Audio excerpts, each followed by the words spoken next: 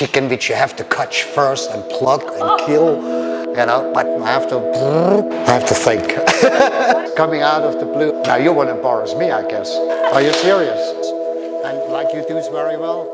And if there's any of these videos, you actually smell again. I think the pandemic is not so bad after all. If you survive, if you're still alive, then it's a reason to celebrate. So, because of that, and that said, rather, I think we are ready to cook, right? Yeah, so sure. What do you have for us today, Chef? So when I was choosing the dish today, I wanted to do something simple, okay? And I wanted you to remember things, what we have cooked once together, a long time ago. And of course, things you can cook at our visitors, our viewers can cook at home. So I have chosen a very famous starch siding from Germany, which is called Spatzler. Spatzler, okay. And what is Spatzler, Chef? Spatzler is actually a butter which is not fried, which is actually boiled into little buttons. Right. Or little pieces, and then sauteed, and many variations out of there as a siding. Even it is served in Germany as a dish itself, Kässpätzle as we call it, you know, with gratinated in the oven with cheese and with bacon or ham to your preferences. Sounds amazing. And I want to do this today because it is really tasty, yummy, and I want to do an pork emmental, right? And this is one of the dishes you had to cook once, and you even had an Iscahm about this. Yes, I remember. I still remember. But I never talked to you what is actually the German name. Now let me see how good is your German still. Okay. It's called Zürcher Geschnetzeltes. Zürcher Geschnetzeltes. Wow, I mean, Yeah, this you know. was very good. This was very good. So this is what I wanted to do today with you, from my side. Right. So you want to do Spätzle. But I have a question. So Spätzle, because I did my research before, does it translate to little sparrows, like the birds? Yeah, could be. I don't really, you know, this is dialect actually. You know, there's not really the high-end German, it's actually a dialect. Spatz is a bird, a barrow. Yeah. Right? And Spätzle, little birds, maybe. Right. There's different shapes. You can make it from the cutting board, shaving it down, then it looks like the Italians would call it troffiette, teardrops. Yeah. Right? Or you can make it like buttons, the Right. size. We're going to use this to make it. I will show you later how to do this. Right. But what if they don't have a Spätzle maker? If you don't have a Spatzler maker like this, look at this, how this looks like. This looks like a grater, a flat grater. You just turn it upside down, so the sharp side is down, and you can do exactly the same. Right. Right? So in a little spatula, right? A little scraper. Yeah, this will do the job. So you don't really need to drive to or fly to Germany, especially now it's not possible, and get this in order to do this dish. So it's really something you can do. Do at home. Yeah, It's yeah, sure. Very easy to make. Yeah, right? yeah, yes. I mean, no matter how they think, no matter how complicated they think it is, it's actually very easy to make and doable at home. Exactly. And this was my thinking when I choose the dishes. Hey, Right. it should be a little memory from our time together 11 years ago. It should be something you can do at home. Our viewers can do themselves at home, you know, and try it out. It is really nice to do. And it's nice to eat, believe me. Okay. So going back to the pork emmental. Yeah. What do you plan to do with it? It's a classic dish, right? Yep. So it's a classic German Yeah, dish. pretty classic, Yeah, straightforward. Let's say in 20, 30 minutes you can have a perfect lunch together. So you see, Chef, I think this is pretty misconception that people has, and when they cannot spell out something or they can't, say something properly or can't read something properly, they think that it's very complicated. No. Es ist nicht kompliziert. This is nicht Yeah. kompliziert, it's not complicated. And, it don't have to be always high-end food. Exactly. Right? I call this grandmother's food or comfort food, right? Which it's easy to make, it's not very time consuming because everybody is busy nowadays, right? And those dishes are really also, like I said, filling, tasty, and gives you a lot of And nutrition. Filipinos love pork. Yeah, I of think course. that's what's similar with Filipino and Germans, right? Yeah, we like pork. The Filipinos like pork a lot, and there's a lot of dishes in common. You have different names, but a lot of dishes are done the same way, and Exactly. the cooking techniques and the cooking methods basically don't change all over the world. Exactly. I agree. So basically, what they teach us here in Iscahm, or what I've learned in Iscahm, is that as long as you know the proper cooking techniques and the method, your time and temperature, I think that you will go a very long way. You know, it doesn't matter what kind of recipe it is. You don't always need a recipe on hand, actually. There is a right way in doing things, but it doesn't mean that it's the only way, as long as you know your basics and your foundation. I actually wanted to show you today Spatzler without a recipe. You know, I want to do it the way my grandmother showed it to me when I was 8-10 years old. Wow. You don't really need a recipe to do this. I want to learn. You know, you can do it fairly easily. You know, you don't really need to measure everything and whatever. Yes, you need to measure, but not so strict. You know, Yeah. it's pretty easy to do. I think Spatzler is a very forgiving recipe. It is. So now, why don't we go to challenge your Filipino? Okay, go Why ahead. don't I go challenge your Filipino knowledge? What do you know about Filipino food or Filipino words? What All right, Filipino words do you let me talk first about the food. So Yeah. I'm living here in the Philippines basically since 1995, permanent since 2006. Of course, you get exposed to with a lot of food, and of course we like the lechons. You know, I like the lechons, whatever it is, lechon baboy, lechon baka, lechon manok. There you have already my Tagalog. But I like also very, very simple dishes, you know, like I said, the ginatang ng kalabasa or ginatang ng langka. Why does it sound like you're cursing when you're saying that? I don't know. I'm trying, you know. Okay. That's why I'm always a little bit hesitating Then say it talking again. Tagalog. Ginatang ng kalabasa. There's no nang ginataang kalabasa. Ginataang kalabasa. Ginataang kalabasa. Ginataang kalabasa. Yeah, it's still. Okay. Everybody should understand that. What else? Caldereta. Calderetas, yes. A bit similar to goulash, right? Yeah, also stewed dishes in general. Yeah, I like a good tinolang manok. Tinolang manok. Yeah, and then I have a place in Batangas where I have native We should chickens. shoot there one of these days. And this is just the best. You go there, you harvest everything in the garden, your luya, your ginger, you harvest your papaya green, you have the chicken which you have to catch first and pluck and kill, you know, but the meat, this is just unbelievable, but there's nothing to compare with, you know, and this is really, really enjoyable dishes. There's a lot of them out there. Of course, not everything, it's to my personal taste. Everybody has favorite food. Not every German food is to my personal taste, right? This is how it is. But a lot of good dishes here in the Philippines. You know what? One of the most challenging dishes I ever cooked. It's actually a Filipino dish, kare-kare. Making it really with the rice flour and with the grinded peanuts. That's so hard to burn. It's so easy to burn. It's so hard to get it right. Because it's right? very And you thick. really have to take a lot of attention to get this properly done. Right? And this was for me one of the most challenging dishes I ever did. Right? I mean, I don't cook much Filipino food. I will not say I'm an expert on it.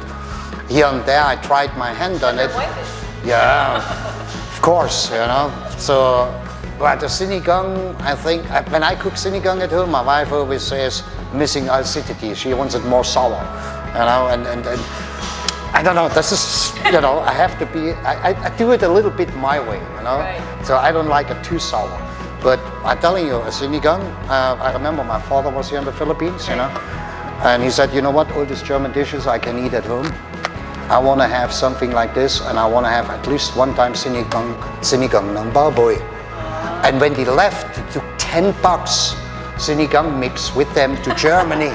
They because we don't have this there. Because he said, at least we get the flavor there and we can cook it ourselves. Do you have tamarind there? Do you have tamarind? Yes, but you know, they buying this mix, this ready mix, you know, because they like it, and $10 they took with them, Right. you know, and they really enjoy it.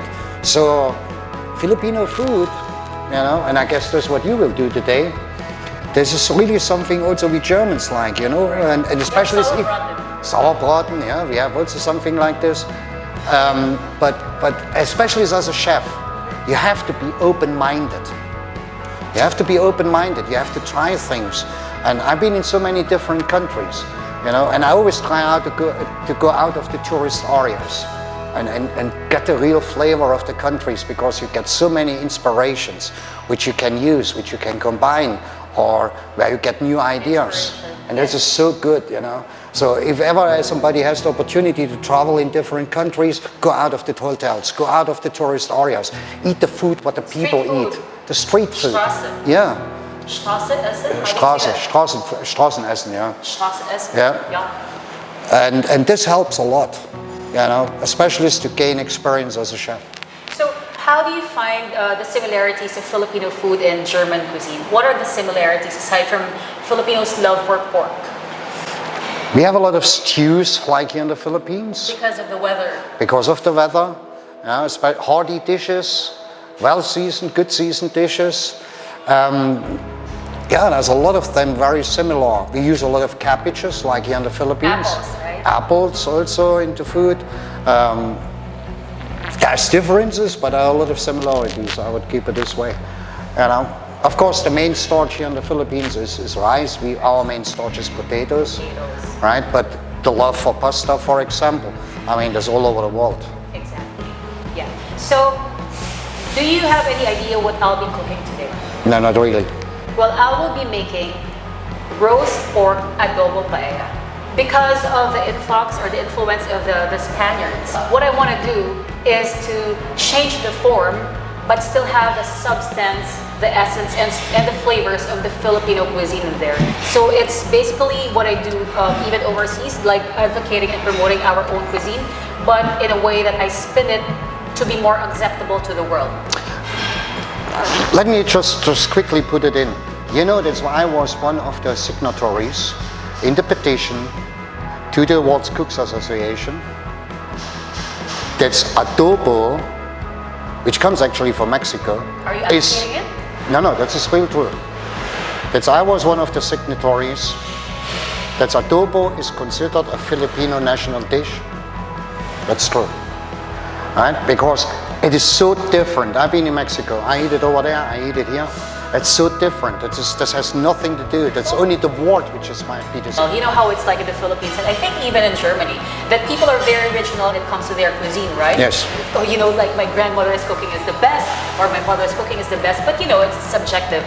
But what I have heard from people who are over 90 years old, who's been living during the times of war, is that adobo was created, of course, number one, from the barter system. Basically, the spices like the laurel and the peppercorns, of course, well, from the Spaniards. Yeah. And although they say that Filipino food doesn't have its own identity, I think I beg to differ. I think it's really more of like how old our country is as a nation. How did we start to become very civilized? That's how they count the age of your country, right? I agree with you. Adobo is our national dish. Absolutely. I think what I heard and what I was told is that it was created during the war. Okay. Just fermenting it in vinegar. Yeah, so sure, yeah. Vinegar. Yeah. So you need your, like, you know, just like what Chef Menge said, if you want to lengthen the storage life or the shelf life of your food, you need to add acidity or salt. Or sugar. To preserve it, to kill bacteria, microorganisms in general. So, and then they bottle it. So basically, it's just like how you do it. I would like to think it's the same with sauerbraten. Yeah. You marinate it up till a week. Right. So, in vinegar, right? Or kimchi, yes. Even fermented, you know. Or achara. Sauerkraut, achara, you know, pickled. Yeah. So fermented, it's basically fermented, right? Yeah. So it's actually cooked in the acid. Yep. Right, so that's what I heard. So what the old people would do is that they would stock up because they can cook during the war, they would stock up on it and they would put it in a jar and just bury it underneath the ground. So Okay. it sits in there for quite a while. Okay, yeah, okay, makes sense. It's actually more like stories. That's why I always say that I think Filipino food is more, its image relies on its stories. Not necessarily on its image, but on the stories of the people. Right? Very interesting, very interesting. I never looked at an angle like this. I only looked at it, no, it's good or it's not my taste, no. So I never looked really into the historical aspect, but it makes absolutely sense, right? Yeah. Because I would also think that kimchi was made this way, that they bury it. Yeah, for preservation. Yeah. Preservation. So during the winter when people... Absolutely. Normally I'd make an aioli out of it. So I can make it either with foie gras, which I don't have now, but I will be making the roast pork, adobo paella. I'll be using all Filipino flavors, but in the form of a paella. Okay. Are you ready to cook? Yeah, me, yes. I have my stuff all ready. I can do it. You're always ready. I guess so, yes. But here's the thing. What? I'm not sure if you're ready for it, but please don't embarrass me. No, We okay. won't wear the uniform. Okay. We're gonna switch recipes. We're gonna switch dishes. What do you mean? You'll be cooking the adobo paella, and I will be making the pork mince and the Spatzler. Are you serious? Now you want to embarrass me, I guess. I mean, me as a German cooking Filipino food. Yes. Okay. And me, Filipino cooking German food. Okay. I have to think. This is coming out of the blue. I don't really. Whew. I mean, paella, good. I know how to cook a paella, Are you nervous now? yeah, sure. Now, okay, an adobo roast. Okay, I have to absolutely change my mindset. With no recipes. With no recipes. Okay, so I I will can not put ask for a recipe. I can put a You will little not- bit my own Yes. touch in. All right. But I will do my best to create or recreate your grandmother's recipe. Okay. But if I need your help, you help me. Yes. And if At you least with advice. Kann ich mal helfen? Yeah, sicher. Will you I will go on my knees. I will go on my knees. Now you have to start cooking. Okay. It's your turn first. So my turn first. So I have the pork here. Yeah. I need a bun, which is a nice, beautiful, let me see what you have. A nice, beautiful pork belly. And you can see here still the ribs in. Now, normally when I roast, I would truss Yeah. with the help of a butcher twine Right. to keep it in shape. Right. But since here the bones is in, and bones give you flavor, I mean we use bones to make stocks, I'm just thinking out loud right now, I would keep this right away in. A, this keeps me the whole thing in shape. B, it adds me additional flavor, really good intense pork flavor. It is scored, trellised, Christmas mark. This makes the best thing. You know, the cracklings. You know, what you call in chicharron, right? So the first thing what I would do with this pork belly is, of course, we need to marinate it with soy sauce. Are you sure? I guess so. Yeah, I guess. This is you 11 years ago. Are you sure about that? Yes, I am. Okay. So I will put my glasses on. Okay. So I don't want to be too stingy. Okay. Because we're using local one, local soy sauce. So this local one is very flavorful. Yeah, because this is it's a Filipino dish, so I didn't want to use any Japanese or Vietnamese or whatever soy sauce. I will use this one, as well as a little bit, of course, This vinegar. is cane vinegar. I just put it in a different container, but that's local vinegar. Vinegar. Cane vinegar. The issue is, do I get the mixture right? I know. Normally my ratio would be 3 parts acid, Okay. 2 parts soy sauce, and 1 part fish sauce. I like to Okay, add so some you put funkiness. much more vinegar. Yeah. Okay. Well, I don't want to be too stingy. And then we're gonna put, of course, laurel, bay leaves. This is very important. As well as a little bit chopped garlic. And then you should marinate this. I want to up the garlic really into the So this one is openings. Yeah, a little bit. I like garlic, you know. I like garlic. Yeah, I love it. It's good, it's healthy, it's good for the blood, you know. So, and we will put also a little bit fish sauce, patis. But only a little, because otherwise it might get Do you too... love patis? In certain ways, for certain dishes, yeah, for like an ilaga, I always put a little bit, or in the tinola I put a little bit. So now this pork needs actually marinating. You can do this actually also overnight. Some people put also sugar. Yeah. I noticed from home, some people put sugar to compensate or cope a little bit with the acidity and to give this sweet sour note. So I would love to put a little bit sugar always. So a little bit sugar. We shouldn't put too much because you want to make a roast, and you know, roasting starts at 200 to 220 degrees oven temperature. If you don't have an oven at home, you can use a turbo broiler, right? Then the oil needs to be piping hot, 200 degrees, almost smoked, or anyway smoking already. It's a bit smoke. To sear it quickly, so all the juice stays inside. It cooks faster. It cooks faster, and all the flavors stay inside, which I have injected into this by marinating. You should marinate it at least for an hour. That's the minimum. Again, you can do this overnight, in the refrigerator, of course. So now what we're going to do is we're going to cook it. So for cooking it, first step is we have to sear it. Searing means closing the outer pores, and therefore, I've tried it out before. We put in a frying pan, stainless, we need pan drippings, and a tiny little bit of oil. Again, pork belly has already so much fat, yeah, and you're gonna cook it out, so you don't wanna put a large amount of oil here inside. So while this heats up, I take out my pork from the refrigerator, and it's nicely marinated. It darkens, it's got almost black, I guess, when we cook it. Yeah. And what we want to have is, we want to have a really strong heat on the pan. A really strong heat.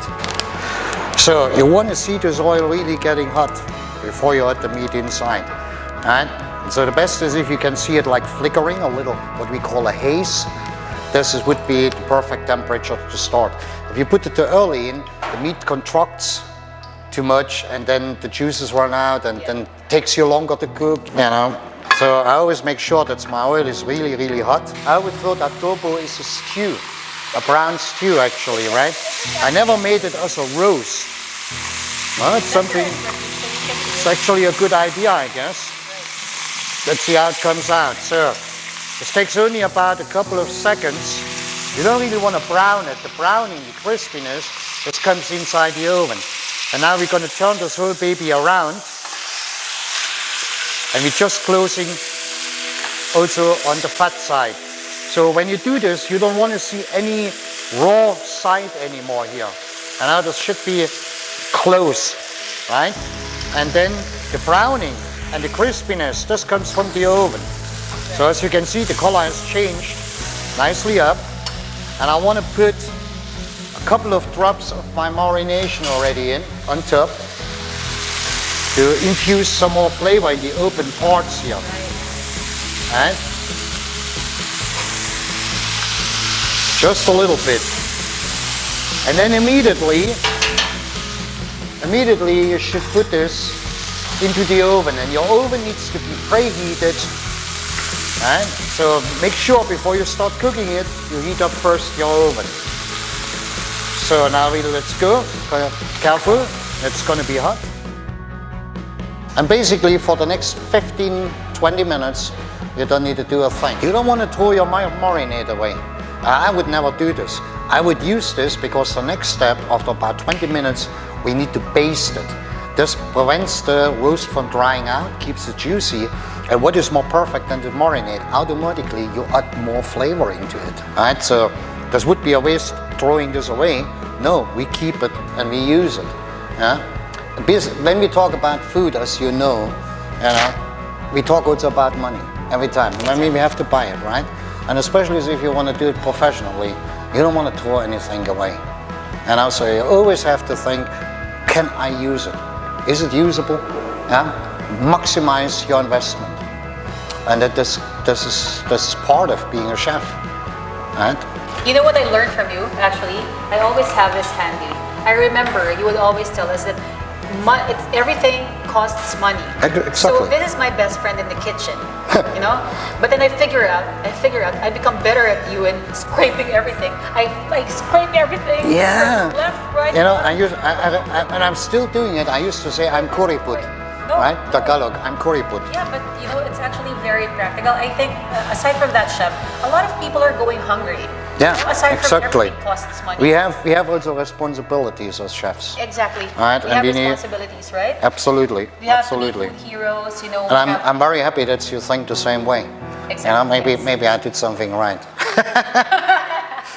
I could start to do some preparation for paella. Right. Now, correct me if I'm wrong. You know, I used to work in Spain with Spanish people also, you know, and I was a chef in Sevilla. And if I remember right, a paella is anything as long there are 3 ingredients inside, which is colorless rice, which is olive oil, and which is saffron. Okay. What else you put in, this depends on whatever you want to do. I remember a paella andaluz, you put snails inside and olives, while in paella la valenciana is with seafood and pork and sausage and whatever. So there is no really definition. Now I'm thinking, well, you have to help me here. What is your thinking besides this pork adobo? What paella want to do? Okay, that's a good question, right? I completely agree with you when you said that paella has to have saffron, it has to have olive oil, and it has to have colors. We can also use other short grain rices, right? Yeah, sure. Vialone. Yeah, possible, or Japanese rice is also possible. Or any short grain Yeah, rice, yeah, right? yeah. For me, because I am trying to champion Filipino cuisine Okay. all over the world, it is my world on a plate. So basically, what I thought about adobo paella is more of like a story. So I infused some Filipino flavors and put my spin into a traditional classic paella. Okay. I am working without the saffron. I'm working without except for the saffron. Okay. Basically. But you can do your own spin on it. Okay. Okay, let me see what you have. So we have the rice. Yeah. We have some bay leaves, yes. We have garlic, yes. We have a good stock. I guess it's pork stock. You can use pork cubes and dissolve it. And dissolve it in a lot of water. Yeah. Yeah, be careful, huh? This contains salt. So Yeah, you it's cook very- different if you use powders or pork cubes. Right. Then when you make it fresh, they are containing salt. We have a couple of chives, a little bit tomato paste, and a little bit oil. Okay. Okay, that's So your spin in it is the tomato paste and Yeah. the chives. yeah.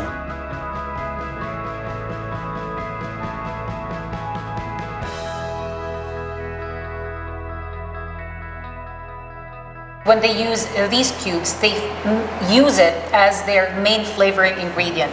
So it actually masks the flavor of the whole dish. Can be used. This is good and cheap alternate, but instead of course, it's not time consuming at all. Like cooking a stock, as you know, it's Yeah. very So time what can consuming.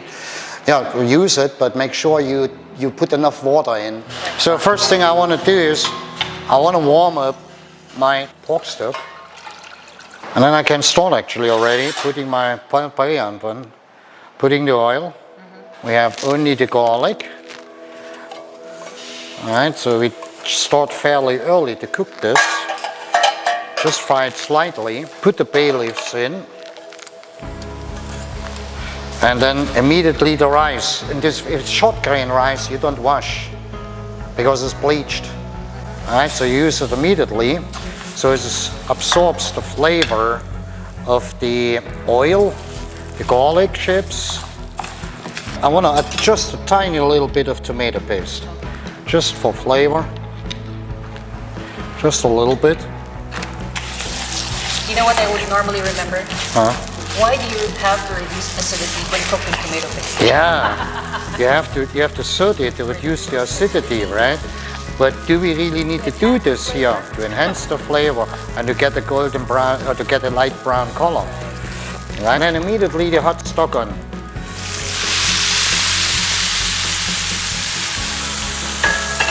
So the cooking is immediate. So it's cooked. Now how much stock do we need? Very important. Here we need to kind of measure it a little bit. Right? As an average, you say a kilo of rice, a kilo and a liter and a quarter of liquid. So when everything starts nicely to cook, what I want to do is I want to have a small taste. Yeah, and I think we can put, instead of salt and pepper, we just put a little bit of our adobo marinade inside. And I want to do this inside.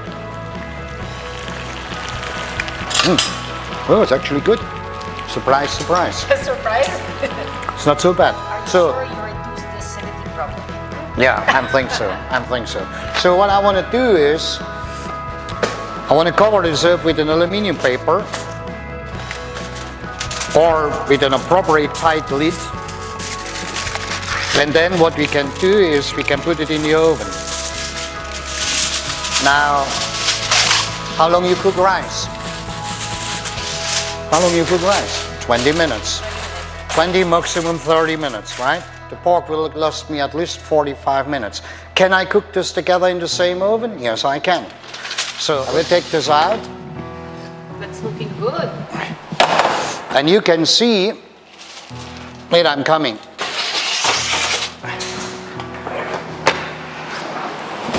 You can see slowly the chicharron starts to form and we can see the fat coming out. This is the perfect time, so after about 20 minutes, to add some more of the marinade. We call this basting. This infuses me more flavor, keeps the juice, keeps the pork nice and juicy, right? And helps me to render all the excess fat out of the pork. Yeah. Doesn't that look really good? It comes pretty good, I guess. Right, so important is 180 degrees and the paella 180 degrees. So perfect to put it together in one oven. You don't need to buy a second oven. So basically, I'm done for now. If you want, you can start already.